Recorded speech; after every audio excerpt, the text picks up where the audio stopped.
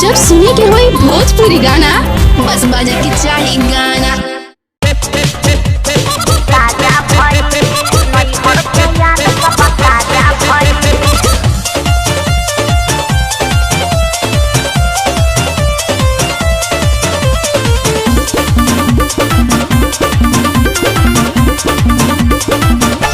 पूरा रात जागल बुझालू भौजी रहू से जिया पलागल बुझालू भौजी जे समझा बोला।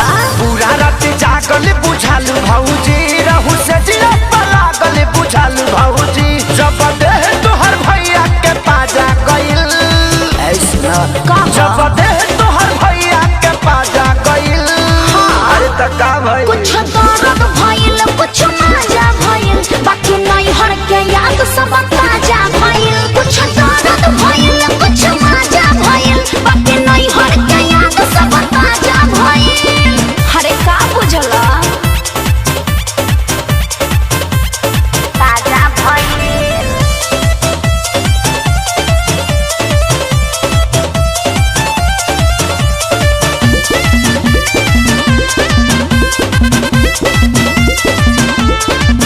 दिल बाड़ू पहिला ही के तू जब सबके दिल हो अच्छा तब कमीली सवाद तो हके का हो फील हो बताइबू काहे भौजी बोला ना सुना जे तने ये जनावा पुराना हो खेला बात बुझाव तने तूफान हो खेला।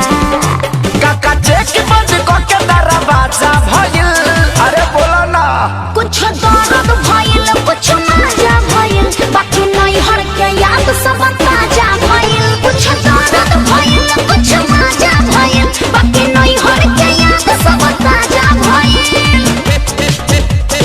ताजा भइल नहीं हर के याद सब ताजा भइल।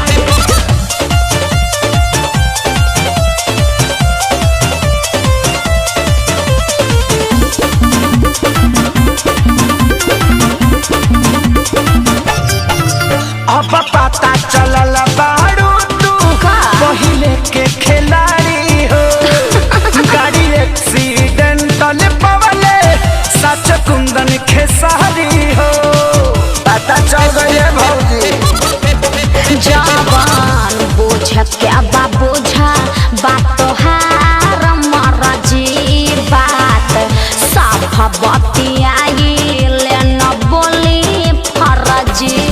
तो कैसे सुर्ती खानी देह आज गाजा भइल बोला ना कुछ दर्द भइल कुछ मजा भइल बाकी नहीं हर के याद सब ताजा भइल। कुछ दर्द भइल कुछ मजा भइल बाकी नहीं हर के याद सब ताजा भइल। अरे बाकी मूड फ्रेश हो गइल। जब देह तोहर भैया के पाजा गइल अरे त का भइल कुछ दर्द भइल कुछ मजा